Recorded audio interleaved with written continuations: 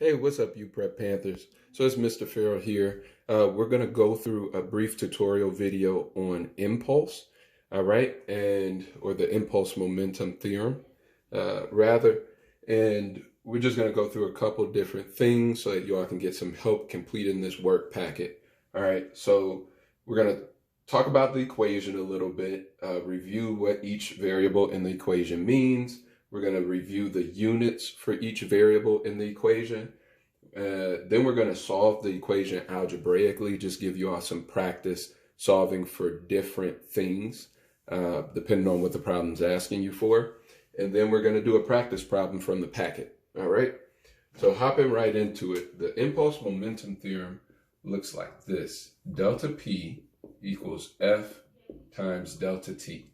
All right. So let's talk through what each of these different variables is, okay? So delta T is the change in time, okay? But I'm just going to list it as time. F is force, okay? Delta P is impulse, all right?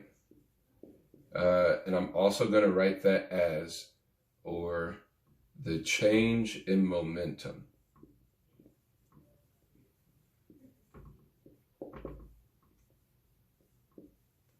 Okay.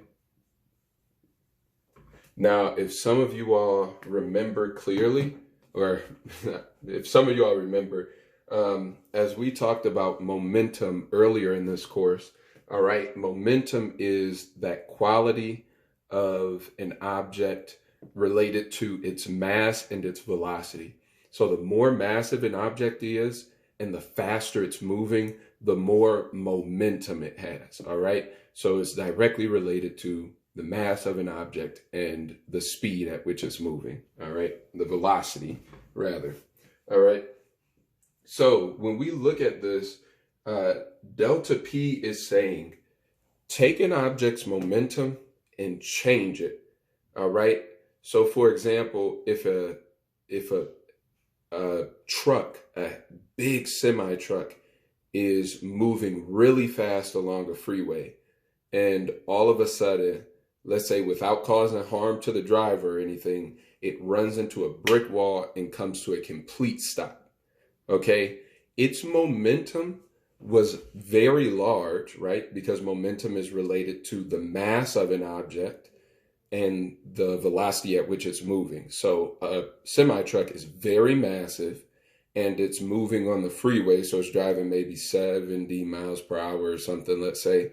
So combine those two, you get a really big number, okay? So this semi-truck's momentum just went from very huge to zero, okay? So that change in momentum is huge. But we call that change in momentum impulse. So there was a huge impulse that this truck experienced, okay?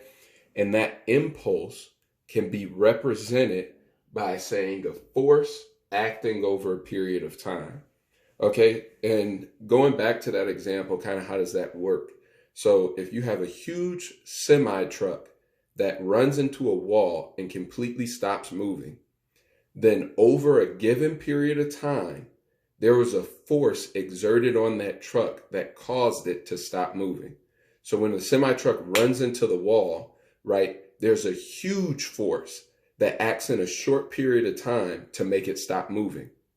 Now you can kind of see the opposite of this situation if we take that same semi-truck, it's driving along a freeway, and the driver slowly comes to a stop by hitting his brakes, okay? Let's say it takes, while the truck is moving at 70 miles per hour, as the driver slowly applies his brakes, let's say it takes 30 seconds for the semi-truck to come to a complete stop, all right?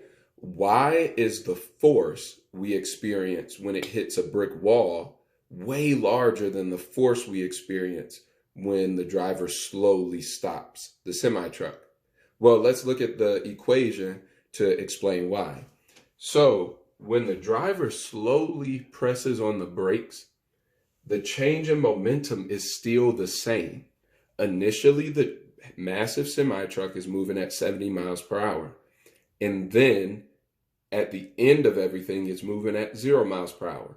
So the impulse, the change in momentum, is the same in both scenarios.